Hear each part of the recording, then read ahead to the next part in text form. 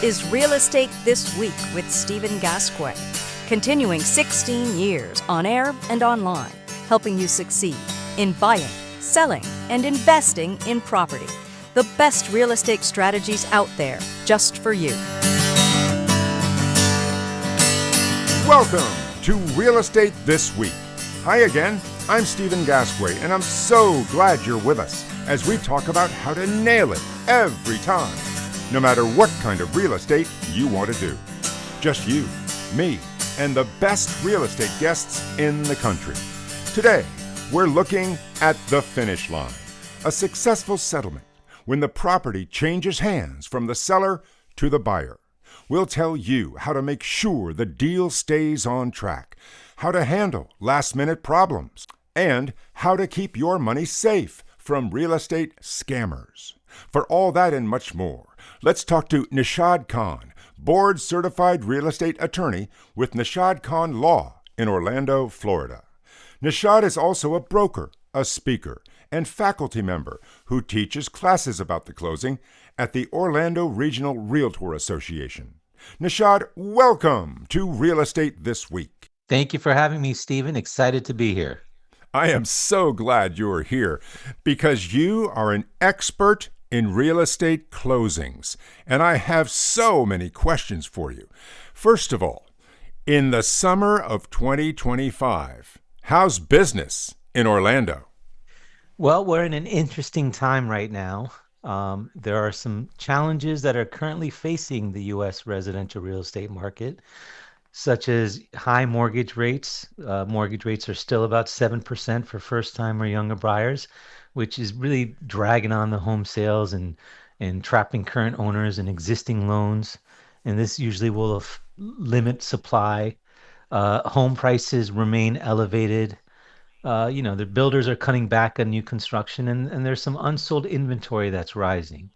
So it's definitely a buyer's market. And those individuals who are looking to buy, now is the time to purchase, because I think that the sellers are starting to become a little bit more desperate in selling those properties, and you see the value start coming down. Nishad, that is such a great observation because I have heard that from realtors in the southern parts of the United States, that more and more homes are coming on the market. And of course, for buyers, that means more choices when they're looking for homes, and also less competition. That's correct. Yeah, buyers have a lot of options, and they'll have a lot of power in dictating those offers, which is a stark contrast from what the market looked like a few years ago when sellers were getting multiple offers. Interesting. And now that we're in 2025 and the pandemic is way back in the rear view mirror, are settlements happening in person in Orlando, or does just the buyer show up and the seller does everything by electronic documents? How does a settlement work in today's market? Yeah, so in today's market, Stephen, most people are trying to avoid the closings where everyone shows up at the closing table. The sellers are coming in separately. Buyers are coming in separately. Sometimes sellers don't even come in to sign closing documents and are doing things electronically. Most states have adopted remote online notarization, which makes it easier to sign closing documents from your cell phone or even your laptop. So I think most people are using electronic devices to get these transactions closed, and less people are actually showing up to the closing.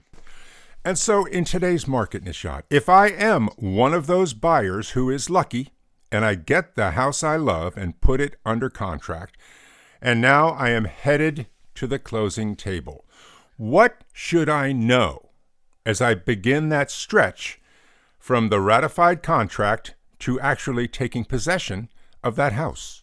So you don't want to show up the day of closing to review documents or any due diligence items that you may have obtained for the purchase of that house. That's the thing you don't want to do. And that's, unfortunately, that's the way a lot of buyers handle these closings is they don't worry about anything until the day of closing and start looking at things and noticing issues and asking questions. And that's just not the right way to do it, Stephen, because a lot of these contracts have deadlines. And if there are any issues or any areas of concern, you need to raise them within a certain time period. And if you don't raise those issues within a certain time period, then the window shuts and you can't raise them again. So my advice is if you're not going to show up to closing, not a problem. At least make sure you are reviewing everything ahead of closing with enough time that if you have any questions or concerns, you can address those questions and concerns. And if anything's serious, you still have the time to pull out of the contract if necessary. Excellent. And so, Nishad, if I do get a house under contract and your firm will represent the closing, let me ask you this. What sort of communications will you be directing my way, talking about the buyer to begin with, and what's in them and what should I know about them? Sure. So the first thing is you want to make sure that you receive some sort of verification of your deposit. Deposits are always important in real estate contracts. The next thing you probably want to look at is the title commitment. Make sure you understand what's on the title commitment, what exceptions are on the title commitment. And a title commitment is, it's a title insurance policy. So it's just like any other insurance policy. There's going to be exceptions and there's going to be risks that are covered. So you want to make sure that none of the exceptions are going to become problems. For example, in an association or a condominium, the condominium or association documents will be an exception. And sometimes those documents have restrictions on what you can do. If you wanted to build a mother-in-law suite in your house, you may have a problem doing that if the HOA documents don't allow you to. So those are the things that you want to look at. You also want to look at a survey. What's the property boundary? Are there any fences that are coming onto my property? Or is there anything from my property going onto the neighbor's property? This is not something you want to look at the day of closing, which unfortunately most buyers do. Looking at this at the day of closing is too late. If there's a survey issue, you have to bring it up within a certain time period, giving the seller the opportunity to fix that problem before closing. And another question. Now that I'm on my way to the settlement table, what should I be doing as a buyer to make sure that deal and everything stays on track, including the mortgage? Right. So closing means that you're satisfied with everything regarding this property. So the buyer should definitely have done their final walkthrough of the property to make sure it's in a condition that they're satisfied with. All of the seller's personal items have been removed. The buyer should make sure they look at the closing figures and that they're comfortable with the closing figures, whether they're estoppel fees, whether they're loan fees, whether they're title fees. The buyer should definitely make sure they have proper insurance. A lot of times buyers will go in and close in the house and find out later that the house is uninsurable because no one looked into this. So you want to make sure the house is uninsurable. These days, especially places like Florida, there's a lot of insurance issues that are coming up, such as flooding or roofs, or if there's hurricane damage. So insurance is a big topic right now. And so you want to make sure that your house is insurable. And again, of course, looking at the due diligence items we spoke about, the title commitment, the survey exceptions, any other item that would concern the property itself. These are some items that you want to look at before you walk into the closing table. Really, when you're walking into a closing, all of the due diligence, all of the reviews should have already been done. I always recommend to buyers, don't go into a closing thinking that this is your chance to review the documents and review the closing statement. Go into a closing understanding that all of this work has been done. Now you're just going to sign documents, hand over money, and exchange keys. And now for people who might not have bought a house before, let me ask you some questions about the actual closing itself. First of all, why does the buyer have a stack of papers that's about 5 or 6 inches tall? And the seller has about 4 documents. Why is that, Nishad? That's a great question. Most of these contracts are sold as is, and the only thing the seller needs to sign is a deed, an affidavit, and maybe a couple other documents that are related to some tax filings. The buyer, on the other hand, especially if they're getting a loan, has to sign a large stack of loan documents. And that loan documents consist of affidavits, consist of the actual note and the mortgage, and maybe some other documents that are required by lenders. The buyer may also have to sign additional closing documents that are required by a title company. But so since the buyer is taking this property, and usually they're getting a loan for it, they're going to have a lot more documents than the seller will, who's simply just signing over the deed and walking away with the net proceeds. Absolutely. And we should get buyers ready, Nishad, because what they'll find, from my experience, is a document that says A, B, and C. And so they sign that. The next document will be, did you understand the document you just signed? And then you have to sign that. And then the next one will be, are you sure you really understood that? That's correct. Yeah. Settlement agents, closing attorneys, title companies, these professionals are trained to go through the documents with the buyer, explain what they mean. So all buyers should take advantage of that. It doesn't make sense to me when a buyers quickly want to come in, sign everything, and leave. That's not the way this works. They need to take the time to understand what they're signing, what the restrictions are. And if they're comfortable with the documents, that's great, move on. But anything that they're not comfortable with, take the time to have the closing agent explain it to you. Because every one of those documents protects the buyer's best interests. That's correct. Sometimes they have restrictions. If you're a first-time home buyer, a lot of times you have to sign an affidavit that says you're going to occupy that property for the next 2 years. Buyers need to understand that they can't rent it out a year after they move into it. So some of these things are very important, and they need to make sure they fully understand what they're signing.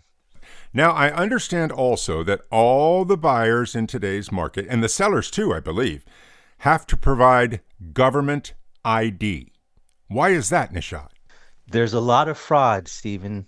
And so a lot of lenders, a lot of sellers, a lot of underwriters want the buyers and sellers to confirm their identity. You have a lot of foreign owners who are absentee owners that may own properties and don't ever step foot in this country for years after they purchase it. So we need to verify the person who's buying the property, the person who's selling the property are who they say they are, to make sure we can avoid any of the fraudulent real estate transactions that are very common, unfortunately, when it comes to residential real estate, especially vacant lots. And another big issue, what about the money? If I'm getting a mortgage, I know the lender will wire the money to your firm, and it'll be waiting there for disbursement later after the settlement is done. But what if there's a little discrepancy between what the lender provides and what is really needed? Can I just write a personal check if it's a small amount? Or will I find out about that discrepancy ahead of time and have to get a certified check?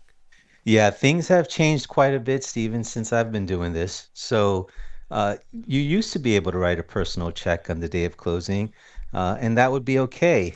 These days, most closing agents expect you to wire funds before you arrive at the closing. Most of the real estate contracts required the closing agent to have collected funds on the day of closing. Collected means funds that have been cleared. A personal check is going to take a few days, sometimes even a few weeks to clear. And so technically, a closing agent cannot close until they have all of the money cleared in their account. Therefore, a wire is the best option. The cashier's check may not work, especially with the how good the bad guys and girls have become in duplicating these cashier's checks and personal checks. So most closing agents steer away from checks. Most of them want wires before you show up to closing. And these numbers should not change. That's why the CFPB requires these disclosures to the buyer to make sure they understand the numbers and they know how much they need to bring to closing. So there shouldn't be a discrepancy, in my opinion. Sometimes things happen. Maybe it's a few dollars here and there. And again, your title company may require you to wire those funds. But Most of the time, if you get the documents in time, you review the closing documents, there shouldn't be a discrepancy. The funds have to be wired to the closing agent. That's the best way to do it. You can keep track of the funds and you can clear the funds on the day of closing as required by most of these contracts. Oh, well, that's great to know. And I know that sometimes that final walkthrough might come up with some problems. You know, for instance, a seller who leaves a bunch of paint cans and they have to be removed. How do you handle those? Well, that's where the agents come in, and it requires a lot of negotiations, right? So either you got to convince the seller to remove the paint cans, or the buyer has to assume the responsibility, or there has to be some sort of credit at closing from the seller to the buyer to have to take over that responsibility. So there's different ways that that can be handled. But a lot of times these closing statements are approved by lender, approved by underwriting, and they cannot change. So sometimes those things have to be handled outside of the closing. Nishad, a few times you've mentioned the bad guys out there, the scammers, the people who try to make a buck by cheating people who are involved in real estate transactions. So let me ask you this. If I want to make sure my money goes to the right place when I'm buying a house and make sure no scammer can lay a glove on me, what do I do? Do your research, right? First, call and confirm to who you are sending money to before you send it. Always confirm the account number. Always confirm the identity. Do some research online. Look at their website. Check their licenses. Check their referral sources or any other references they may have. It's always important to do your research before sending out money. I have had many clients who have called me that receive fake emails, especially people who are using these email accounts that don't have security filters.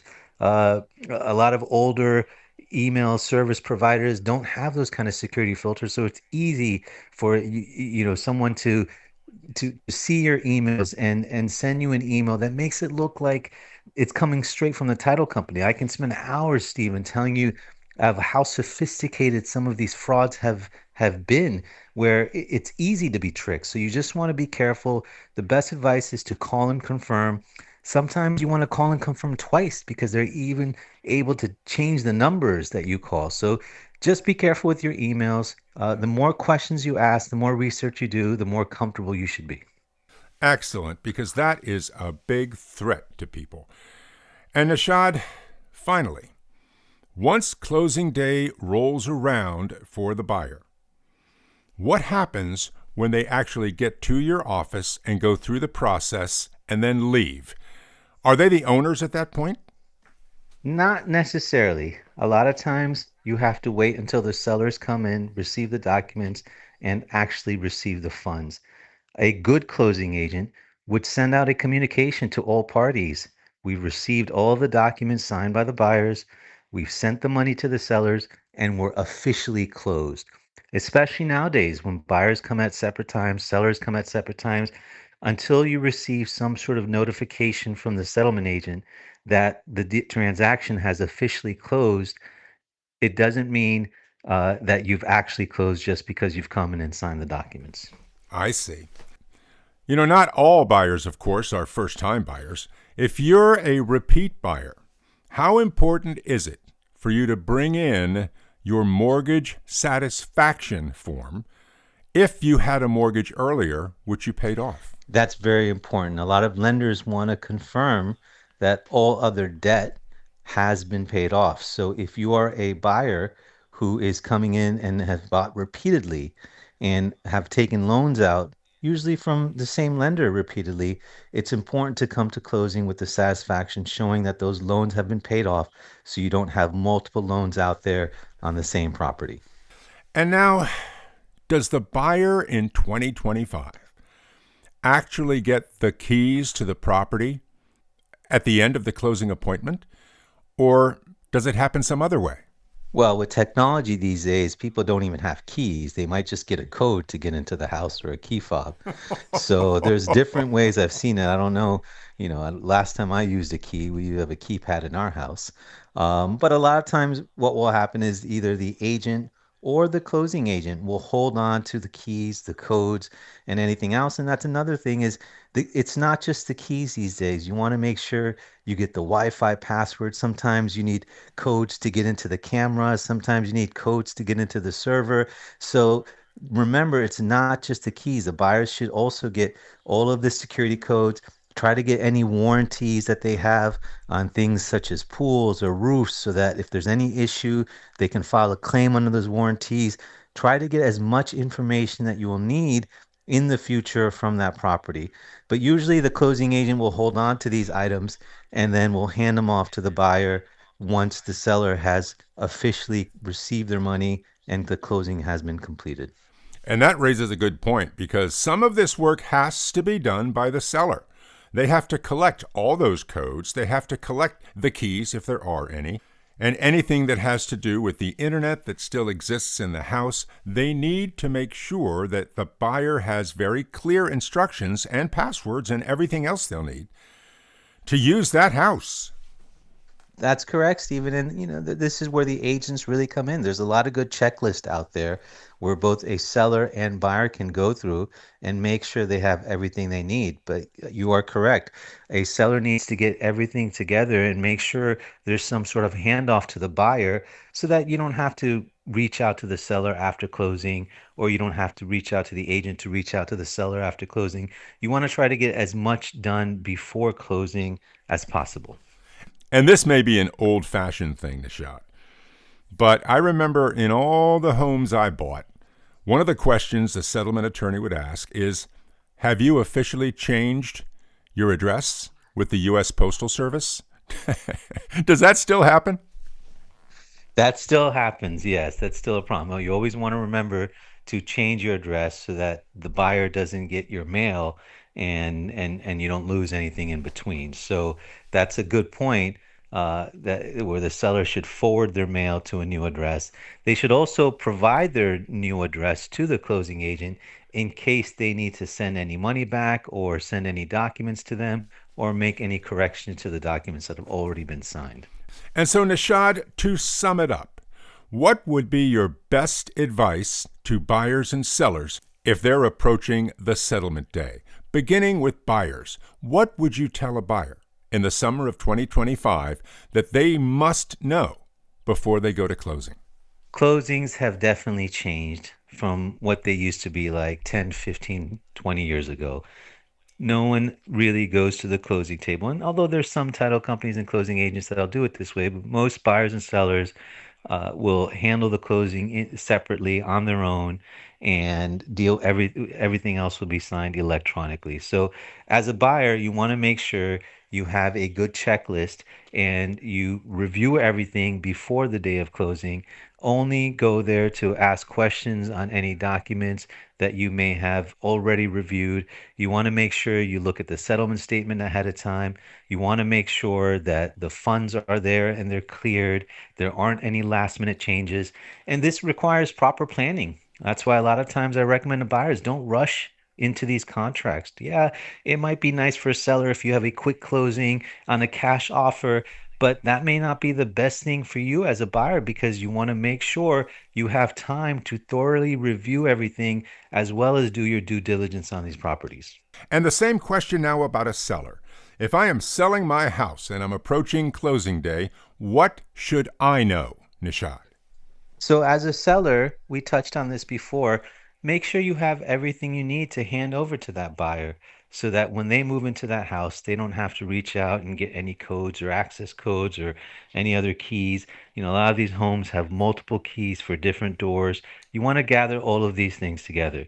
You also want to make sure that you provide a forwarding address to the title company as well as the agents involved in case there's any mail or any information that comes to the buyer after they close.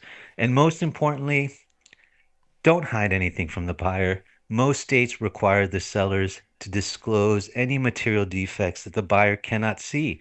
So if there's anything that the buyer should know or any concerns that you have before the buyer closes on that property, it's best to tell them than to hide it and receive a lawsuit later on when the buyer discovers it on their own. Absolutely.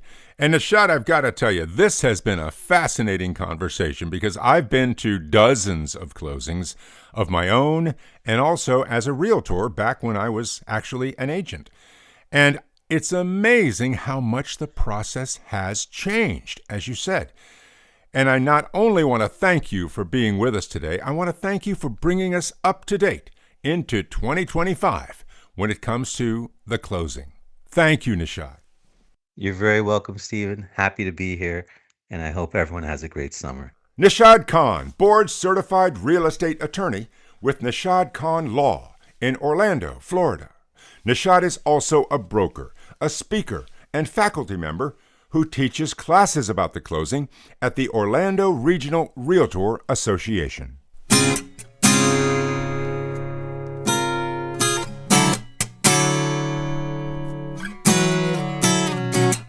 You're listening to Real Estate This Week with Stephen Gasque. And now it's time for Beyond the Basics, in which we bring your real estate knowledge to the next level. So, as we discuss a successful settlement on today's show, let's dive deeper into something we briefly talked about a few minutes ago, and that is handling the mail that arrives at your new place. It sounds easy, but sometimes it's not. Now, if you're the buyer, contact the U.S. Postal Service and fill out their official change of address form about a week before you move into that new house. It's free if you do it in person, and online, it only costs about $1. But it's important, because without that change, you won't get any of your mail at the new address. But even if you do that and you do it correctly, you still might get the seller's mail, the people who don't live there anymore. It might be junk mail, or magazines, or possibly government letters, bank statements, or other important items. Now, a few days of overlap is natural, but if your mailbox keeps filling up with the seller's mail week after week, month after month, what do? Well, legally, you don't really have to do anything. Their mail is not your responsibility.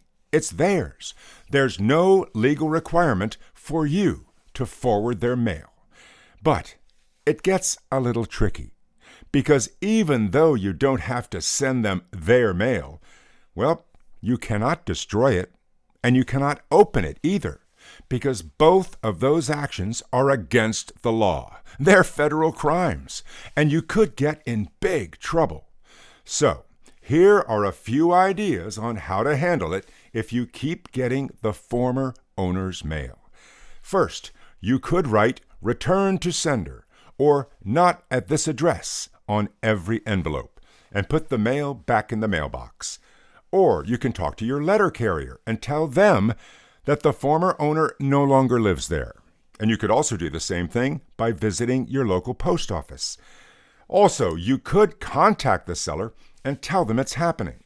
You probably have their new contact information because it was in the settlement documents. Or again, you could just put all their mail in a great big shopping bag and forget about it. Remember, you cannot destroy it and you cannot open it, but you have no legal requirement to forward it to them. So that shopping bag could stay in your garage for years, and you have broken no laws.